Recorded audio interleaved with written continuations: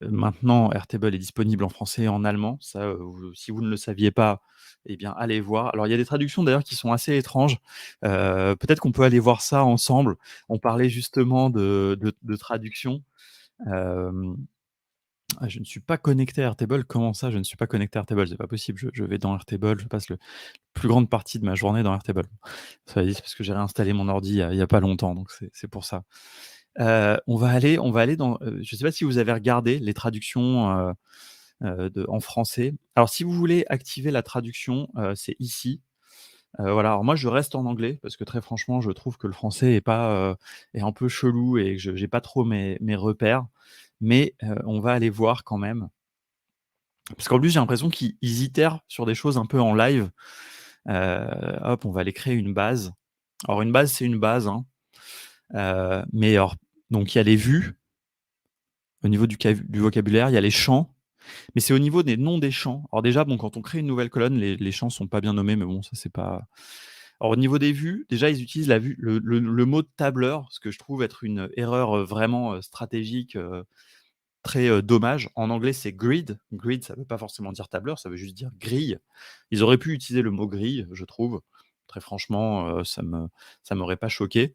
Mais tableur, ça introduit de la confusion parce que on n'arrête pas de le répéter, Airtable n'est pas un tableur, c'est une base de données relationnelle, ça n'a rien à voir.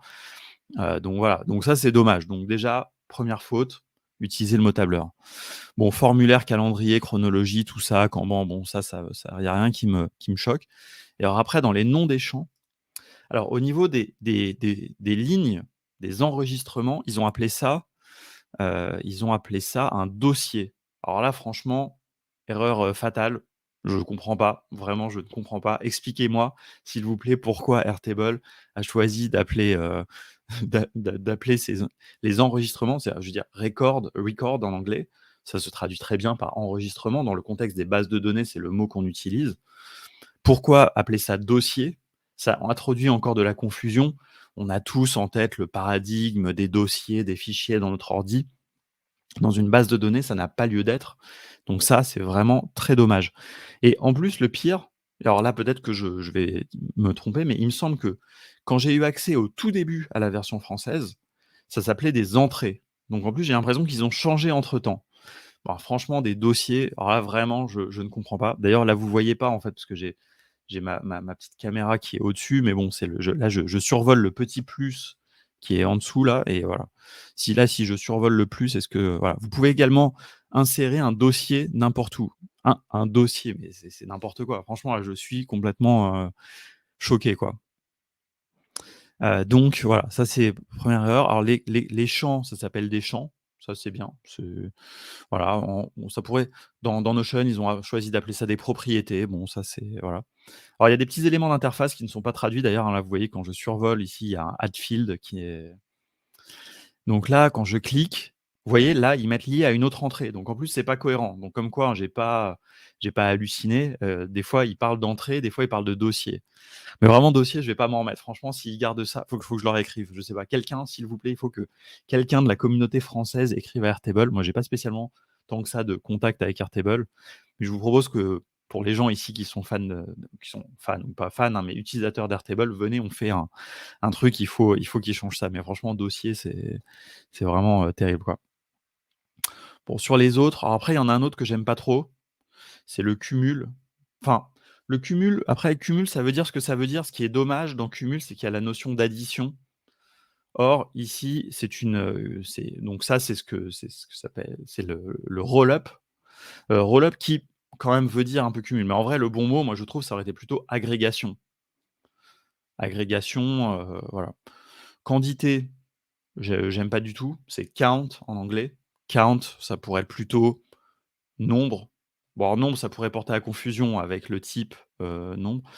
Alors numéro, pareil, faute, un nombre. Là, pour le coup, ils auraient dû mettre nombre.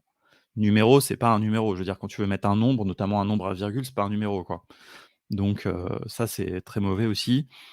Le lookup, bon, recherche, c'est un peu chelou, mais pourquoi pas. C'est l'équivalent, c'est pareil d'ailleurs dans les VLOOKUP et cetera. Je crois que c'est un peu le paradigme qui a été choisi aussi, par Google Suite et tout dans les tableurs, donc pourquoi pas. Voilà, mais alors franchement, donc entre les dossiers, les cumuls et les numéros, là vraiment je suis vraiment pas d'accord, quoi. Non, mais vraiment je suis obligé de le dire parce que franchement je trouve que c'est dommage parce que ça peut porter confusion. Alors après bon, bah, on va s'habituer, hein, de toute façon, hein, là je suis choqué mais bon je m'habituerai à tout, mais non, mais les dossiers quand même je trouve que c'est vraiment un grave, contresens, quoi. Donc voilà. Bon après les restes, le reste ça va. Alors est-ce qu'ils ont traduit les formules? J'espère pas. J'espère pas qu'ils ont traduit les formules. Non, je crois pas, hein. Ça serait con, hein, quand même, parce que ça, c'est un truc très franchement, pour le coup, je trouve que vraiment traduire les formules, ça sert à rien. Je comprends pas d'ailleurs pourquoi ils l'ont fait dans Google Sheets, parce que, franchement, c'est en fait, tu t'y retrouves pas entre la doc et tout, tu te retrouves pas dans les formules. Je veux dire, quand on apprend de la programmation, bah, on apprend, dans la langue de la programmation, quoi. Enfin, je veux dire, on apprend les mots-clés. Il y a pas besoin en fait, ça c'est comme si tu apprenais une nouvelle langue. C'est pas grave que ce soit pas dans ta langue native. Tu apprends ce que ça veut dire et ce que ça permet de faire, quoi.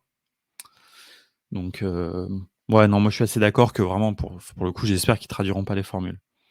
Et il y a probablement de ça, hein, ils veulent probablement se différencier de Notion, mais, ouais, franchement, je sais pas. Écoutez, on va en parler, il faut qu'on organise quelque chose. Mais voilà, d'ailleurs, ça serait marrant si on arrivait collectivement, ça encore une fois, ça pourrait permettre de montrer la puissance de la communauté française en arrivant à faire changer un élément dans l'interface d'Airtable. Hem, est-ce que j'ai presque envie de faire un tweet en live pour leur dire. Est-ce que je leur fais un petit tweet, non? On va faire un je sais pas comment on dit maintenant, on va faire un post sur X. Allez, je le fais en live, comme ça après je serai obligé,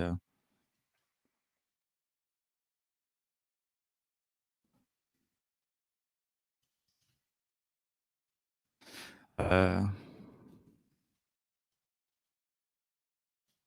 voilà, je le fais, hein, comme ça on peut plus revenir en arrière et vous pourrez aller, liker et retweeter.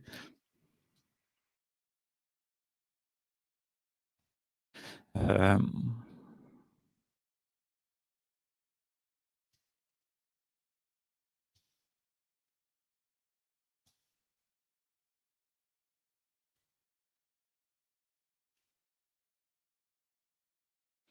je vais leur mettre un petit, hop, smiley et un petit, croissant.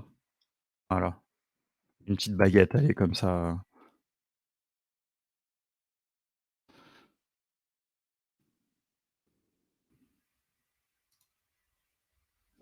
voilà, comme ça c'est fait. Vous pouvez aller sur Twitter, voir,